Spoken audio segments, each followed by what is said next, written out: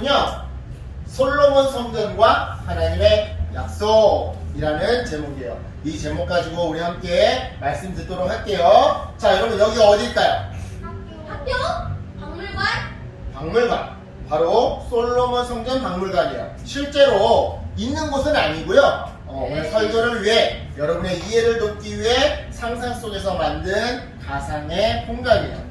근데 갑자기 누가 여러분한테 인사를 하는 것 같아요. 자, 솔로몬 성전 박물관에 오신 여러분 환영합니다. 저는 여러분들의 박물관 견학을 도와줄 큐레이터예요. 여러분과 함께 오늘 이 솔로몬 성전 박물관을 돌아다니면서 솔로몬 성전에 대해 설명드리려고 하는데요. 솔로몬 성전은 이스라엘의 몇 번째? 첫 번째 성전이었어요. 어지나 몇 번째 성전이었어요?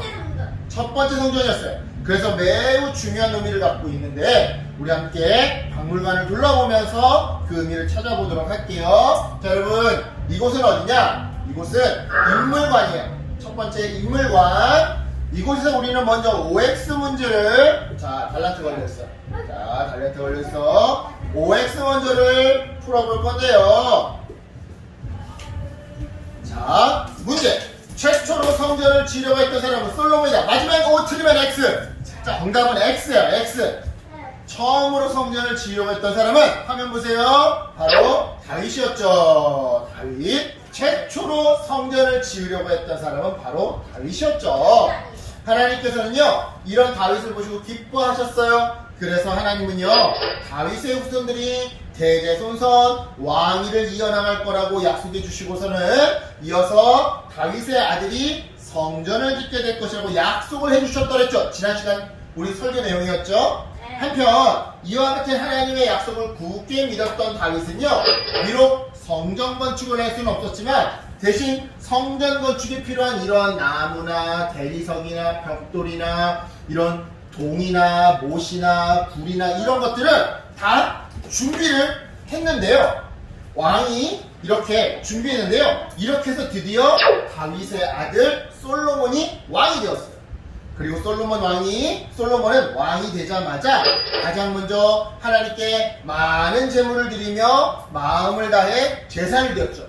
그리고는 이어서 하나님이 아버지 다윗에게 약속하신 대로 성전 건축을 이렇게 시작했는데요. 이제 솔로몬 성전이 어떻게 만들어졌는지 다음 관으로 이동해서 확인해 볼게요. 자, 여기가 바로 성전 건축관이에요. 자, 솔로몬 성전은 최고급 재료로 지어졌는데요. 이웃 나라에서 크고 귀한 돌을 가져와서 성전의 기초석을 놓은 다음에 정말 귀하기로 소문난 레바논의 백향목과 잣나무를 구해서 성전 뼈대를 지었어요. 잣나무는요, 나무가 좋아서 건축 자재로 많이 쓰기도 해요. 자, 뿐만 아니에요. 상상할 수 없을 정도로 많은 금과 은과 노시 성전 건축에 사용되는데요. 왜냐? 성전을 전부 다 금으로 입혔기 때문이죠. 그래서 많은 금이 필요했어요. 성전을 다 금으로 입혔기 때문에. 네. 따라서 여러분, 성전 안과 밖이 얼마나 반짝이고 화려했을지 한번 상상해 보세요. 정말 눈이 부셨겠죠? 해가 뜨면 막 이 금에 햇빛이 막 반사돼서 눈이 부셨겠죠? 또한 성전 정면에는요, 다시 한번.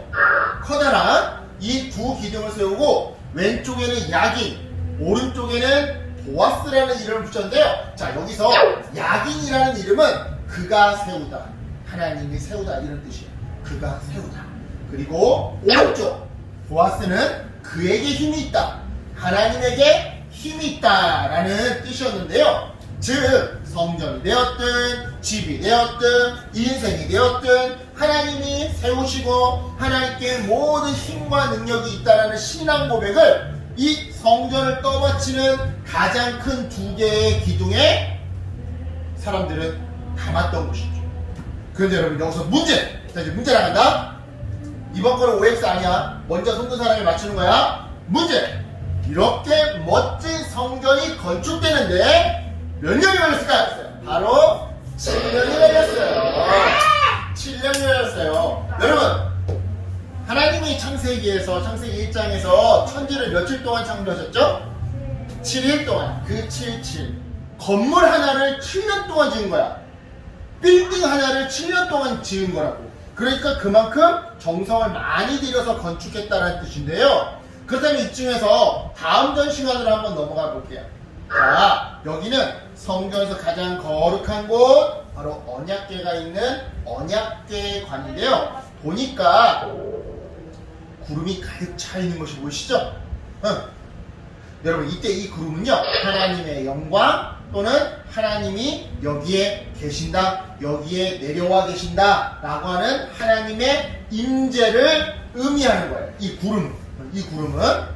그리고 특별히 언약궤 주변에 이 구름이 가득했었죠. 왜냐? 구약시대 때 구약시대에서 하나님은 주로 이 언약궤 위에 내려오셔서 백성들을 만나주시곤 했었으니까요. 자, 다시 한번 정리해볼까요? 하나님이 내려오시면 주로 뭐가 가득하게 된다? 구름이 가득하게 된다. 그런데 구약시대 때 하나님은 주로 어디로 내려오셨다? 언약궤 위로 내려오셨다. 따라서 언약궤 근처에는 뭐가 가득하다? 구름이 가득하다. 아유, 똑똑해라. 자, 성전이 세워지기 전까지 또 봐야 돼요. 성전이 세워지기 전까지 이 언약궤는 성막이라고 하는 텐트 안에 있었어요. 이게 지금 성막이라고 하는 텐트예요. 지금 천리 하나, 둘, 세 겹으로 되어 있고, 네 겹으로 되어 있고, 지금 보니까, 그죠? 천이 하나, 둘, 셋, 네 겹으로 되어 있는 텐트야. 그래서 입구가 여기야. 여기로 들어가면 떡이 놓여 있는 떡상이 있고, 7개의 금촛대가 있고, 여기에서 향을 피우는 분향단이 있어. 그러면 여기 커튼이 하나 더 있어. 그 커튼을 열고 들어가면 여기에 언약궤가 있는 거야. 그러니까 여러분, 이 텐트 얼마나 허약해. 바람이 세게 불면 텐트가 날아갈 수도 있고, 비가 많이 오고 천이 헐거워지면 비가 셀 수도 있겠지. 언약궤는 원래 구약시대 때 맨 처음에는 이와 같은 텐트 안에 있었어요. 그러니까 언제 바람이 세게 불면 날아갈지도 모르는 정말 허약하고 부실한 곳에 있었던 것이죠. 그러던 와중에 백성들은요, 이 언약궤를 블레셋 군대에게 빼앗기는 정말 어처구니 없는 실수를 저지르게 돼요. 언약궤를 빼앗긴 거야, 지금. 빼앗기는 대참사를 겪게 돼요. 하지만 다행히 하나님의 도움으로 다시 되찾은 이 언약궤는요, 잠시 다윗성, 여기가 다윗성이야. 예루살렘이라고 하는 큰 성 안에 또 다윗성이라는 다윗의 집이 있는 거야. 잠시 다윗성 안에 보관되어 있었는데요. 그러다가 이처럼 성전이 완공되자 비로소 언약궤는 성전으로 옮겨져서 안전하게 보관되었던 것이죠. 자, 다시 한번 언약궤는 맨 처음에 텐트 있었다, 성막 안에 있었다, 그러다가 블레셋 군대에게 빼앗겼다, 그러다가 하나님의 은혜로 되찾았는데 갈 곳이 없어서 잠깐 다윗성 안에 있었다, 그러다가 이제 다윗의 아들 솔로몬이 성전을 건축하자 비로소 있어야 할 곳에 제대로 보관되게 되었다. 이해하시겠죠? 그런데 놀라운 일이 벌어졌어요. 이처럼 우여곡절 끝에 겨우겨우 자기의 자리를 찾은 이 언약궤를 성전 안으로 들여놓자 그 즉시 하얀 구름이 가득 찼던 거예요. 즉 하나님이 하늘에서 내려오셔서 백성들을 만나주시고 인도해 주시겠다고 다시 한번 이 구름을 통해 약속해 주셨던 것이죠. 이처럼 감격스러운 순간을 지나서 이제 우리는 마지막 관으로 이동할 건데요. 여기는 성전 박물관에서 가장 중요한 바로 솔로몬의 기도관. 이곳이 가장 중요한 이유는 성전의 의미에 대해 알려주기 때문이죠. 자, 여기서 문제.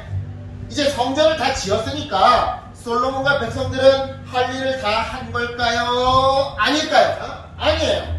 할 일이 아직도 남아있어요. 할 일이 다 끝난 게 아니에요. 자, 할 일이 남아있어요. 즉 성전을 지었다고 모든 일이 다 끝난 게 아니라는 것이죠. 아직도 할 일이 남아있는 거예요. 자, 여러분 잘 들어보세요. 성전은요 그냥 건물이 아니에요. 성전은 그냥 건물이 아니에요. 바로 하나님께 기도하는 곳이죠.